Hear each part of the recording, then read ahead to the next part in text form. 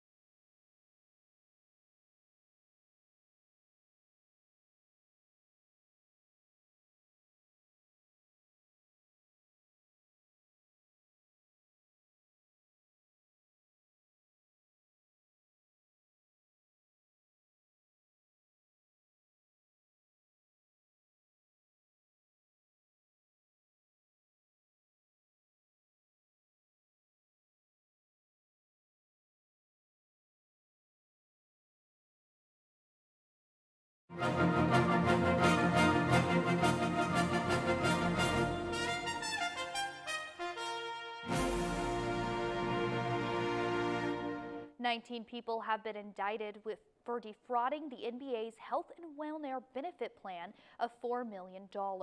18 of the people were former NBA players. Audrey Strauss, U.S. Attorney for the Southern District of New York, said at a press conference Thursday the FBI arrested 16 of the defendants, including Terrence Williams, who she called the leader of the conspiracy. According to the indictments, the ex-player engaged in a widespread scheme to defraud the NBA by submitting false and fraudulent claims in order to get reimbursed for medical and dental expenses that were never actually incurred. The scheme carried out from 2017 to 2020. Among those charged was also Anthony Allen, a six-time All-Defensive Team selection and a member of the 2008 champion Boston Celtics. His wife was also indicted. If you have a lot of federal student aid, you might be in luck. The Education Department has just announced major changes to a battered federal program. CNN reporter Jen Sullivan has more on the story. A major student debt forgiveness overhaul potentially benefiting more than 500,000 people. Today is a good day for hundreds of thousands of people. They are going to get a fresh financial start. The Education Department announcing changes to its public service loan forgiveness program. Under new actions, 550,000 borrowers working in government and nonprofit sectors like first responders, nurses, and teachers are eligible to have their student debt wiped out after they've made monthly payments for 10 years. These are the teachers who teach our kids in the classroom. These are the people who take care of our sick relatives. After calling for changes for years, advocates like the Student Borrower Protection Center are welcoming the announcement, saying the overhaul was long overdue. This program has been broken. More than 9 out of every 10 borrowers have been rejected, and this has been going on for years. The program, created by Congress in 2007, has been criticized for being difficult to navigate and riddled with problems, including confusion about eligibility requirements. According to the Education Department, just over 16,000 borrowers have ever received forgiveness under the program before this overhaul. When there is a 90+% denial rate for a program, it's not borrowers who are making mistakes. It's not individual folks who are doing something wrong. It was a system that had failed them.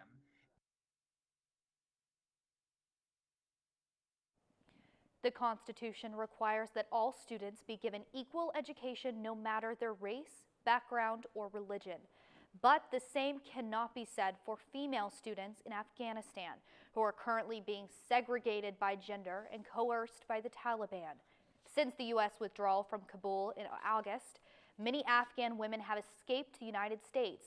Now, UNT is opening their doors to several of these young ladies. They are currently at a military base, and we're anticipating receiving a list of students that are available in the next week or so, and then we would select 5 students from that list and then invite them to come to our campus.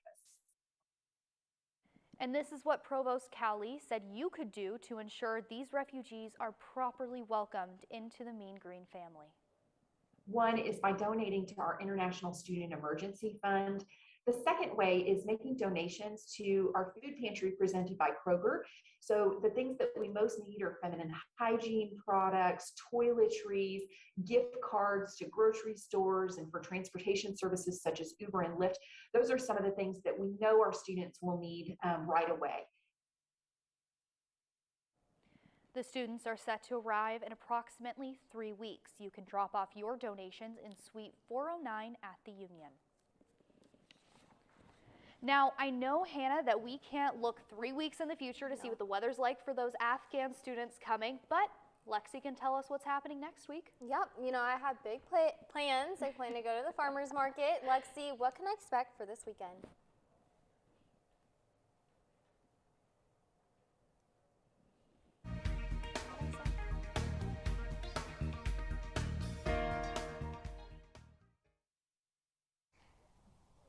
Thanks, Hannah. Now I'll talk about this weekend's weather in just a few moments, but let's take a look across the North Texas area. Everyone seems to be experiencing temperatures in those upper 80s and lower 90s, so it doesn't seem like anyone's really catching a break from the heat. And taking a look across the state, it seems very similar. Everyone's experiencing those upper 80s going into those 90s. El Paso's at 86 and Houston's experiencing temperatures in the 90s. Now taking a look at our 7-day forecast, we are expected to have a sunny weekend. Coming Sunday, we are expected to have a 60% chance of rain, and that rain is expected to stick around and begin our next week. But with the forecast looking mostly sunny this weekend, it's the perfect weekend to visit the State Fair. ntTV's Kayla Holt has more about fun things to do at the fair. Kayla?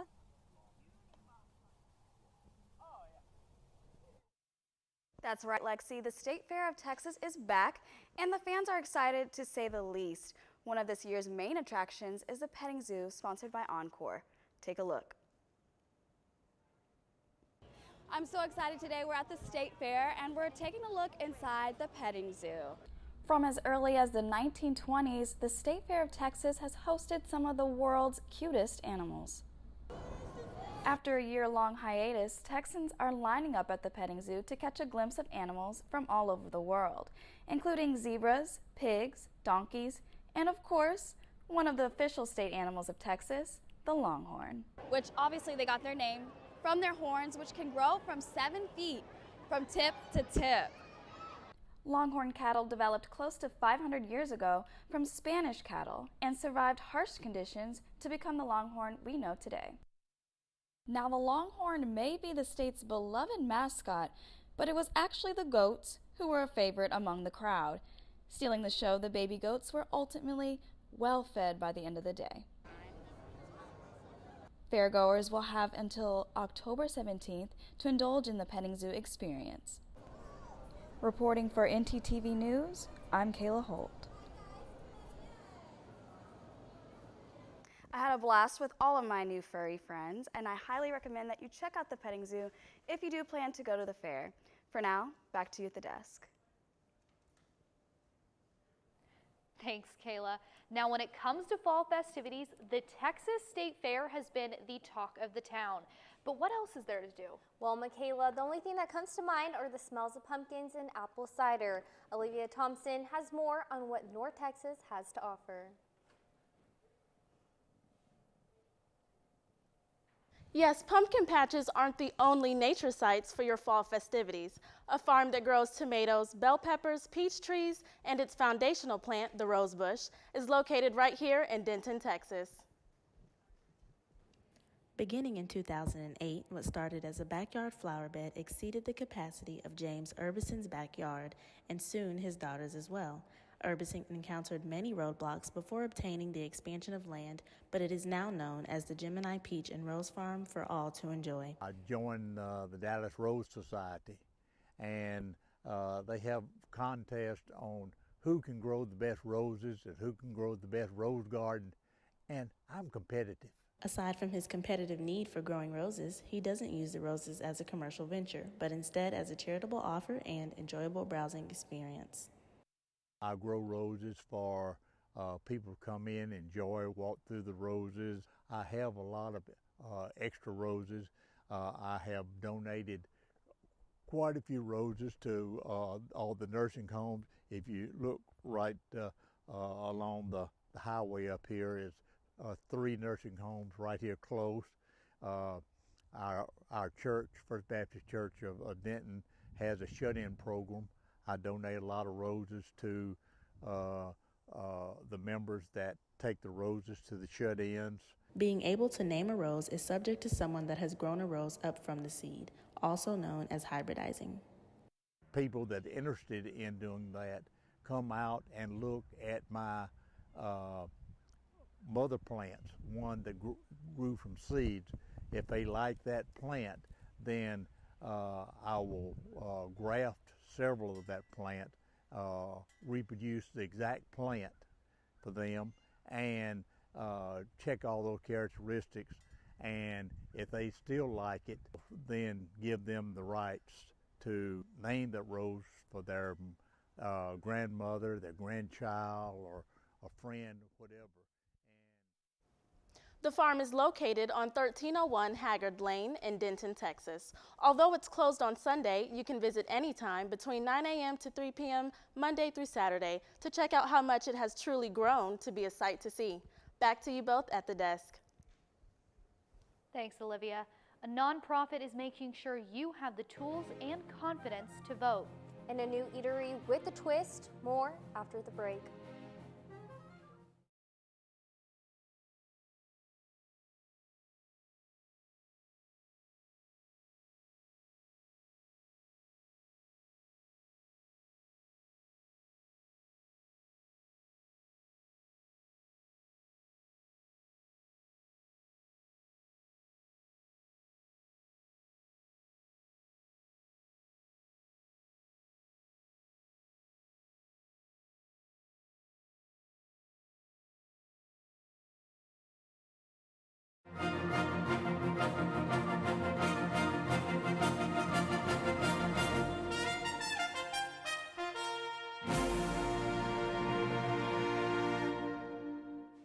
Michaela, I'm always looking for a new restaurant to try out. Do you happen to have any recommendations? You know, I've been looking for new ones too, and I believe our segment anchor, Madison Myers, may have just tried a new vegan restaurant near UNT campus.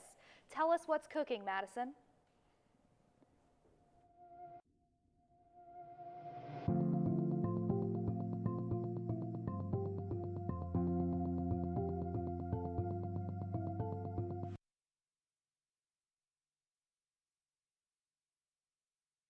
National Hispanic Heritage Month, what better way to celebrate than to indulge in some of the culture? Tonight, we dive into the Hispanic food scene with a unique twist.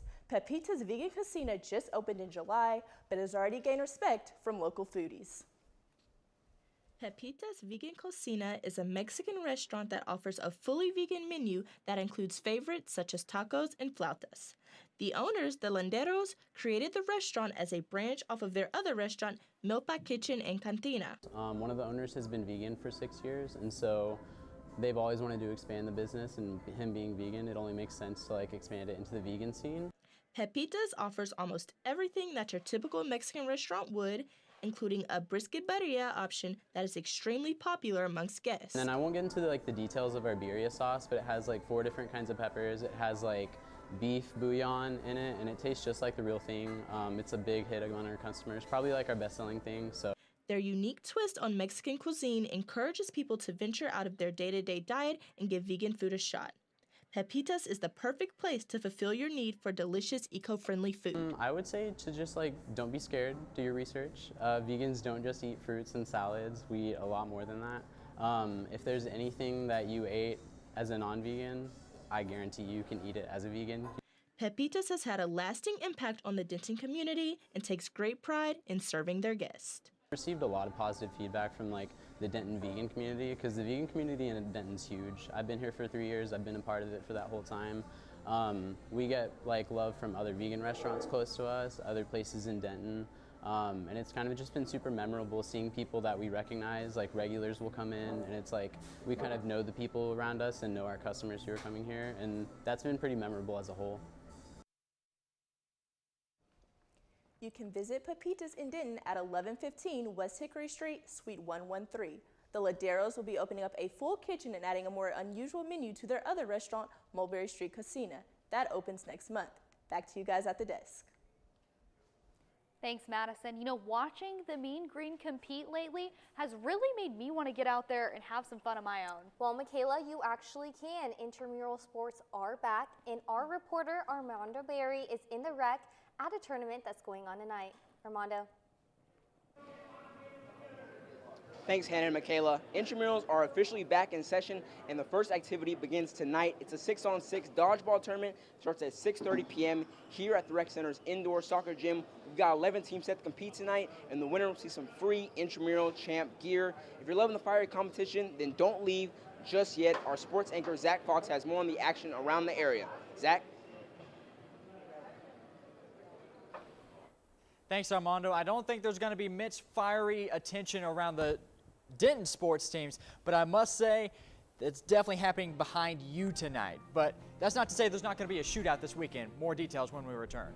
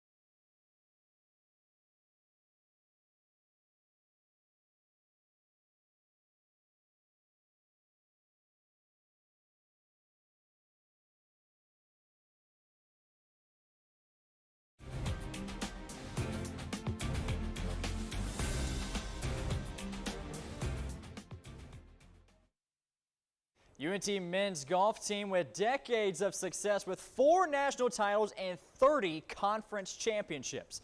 Well, just 1 year ago, the UNT women's team made history. Their hard work finally paying off, and the university rewarding. Last season, the women's golf team making history with their first ever conference championship. I had a plan at Texas State that worked with very limited resources, and so I just implemented the same plan here. Michael Akers, UNT women's head golf coach, looks to double dip titles as he enters his 6th season with the Mean Green. And to make sure they reload with a little help of a longtime UNT golf fan, Bruzzy Westheimer, UNT grants a brand new $3 million facility just east of Apogee Stadium. It's just mind-boggling. It's literally 150 yards away, so someone without a car can just live here, walk over to practice. We have organized team practice that are equivalent of 20 hours a week, but these ladies want to practice more than that, and so they have a fob. They can get in here and they can utilize all the technology anytime that they want. And do they have technology? State-of-the-art simulation for putting. You can raise and lower the playing field. Yes, the ground moves. When you turn out the lights, a diagram brought to life on how and where the ball should travel. Another simulation is inside the batting bays, from feet placement to spin rate through the air to where the ball lands. This facility has it all. It looked too good, so I decided to give it a try. For a team who's coming off of their 2021 conference championship season, there's one player who's been looking forward to this moment even since overseas. Audrey Tan, senior on the team, coming off of one of her best seasons yet. Looking back, Audrey, after visiting UNT from Malaysia, she literally couldn't wait to start swinging for the Mean Green. The first thing I was like, can I hit here? You know, where can I hit? Can you tell me all the golf courses where I can play? You will feel homesick. It's going to be challenging, but it's going to be worth every single second. With the help of Bruzzies and winning mindset from players and coaches, a second conference championship awaits as they look to cruise their way through the competition one hole at a time. The team actually just received their championship rings. The bling fits perfectly with a star-studded team, and they now look ahead with a never-settle mentality. The team gets ready for their next matchup at Louisville for the Old Stone Intercollegiate, October 25th and 26th. Just like in 2018, Saturday's showcase at the Cotton Bowl could be a preview of what Big 12 fans can see in December for the Big 12 championship game. The 117th annual Red River game, the Texas Longhorns under Casey Thompson at quarterback have outscored their opponents 160-62 during their current 3-game win streak. Thompson will also draw fans from both sides of the border as he is a native of Oklahoma City. As for the Sooners, they remain undefeated at 5-0, but haven't been able to beat an FBS team by any large margin. However, they are led by quarterback Spencer Rattler. It takes a lot to rattle this kid now, but he was benched early in last year's Red River Showdown for a lackluster start, but inevitably led the team to a quadruple overtime victory, 53-45. Texas and OU kickoff Saturday at 11. Less than 24 hours after the Dallas Cowboys released former Pro Bowler Jalen Smith, he secures a 1-year deal with the Green Bay Packers. His speed and healthiness, Smith will fit perfectly in the injury-ridden Packers at this position. The Cowboys will still pay Jalen, who signed a massive contract extension in 2019 worth $68 million for 5 years. Both the Cowboys and Packers are 3-1 through week 4, but from a near career-ending knee injury, Jalen proved he has the fight to not only play the game he loves, but be a difference maker for America's team. Michaela and Hannah, back to you. Well, Michaela, I can't say I know much about sports, but I am excited to see OU versus UT. I'll tell you what I'm excited for. The tailgate. That's all I go to. Never been to a game. I can't agree more, Michaela. Thanks for watching ntTV Nightly News. Join us again tomorrow night at 6 here on North Texas Television.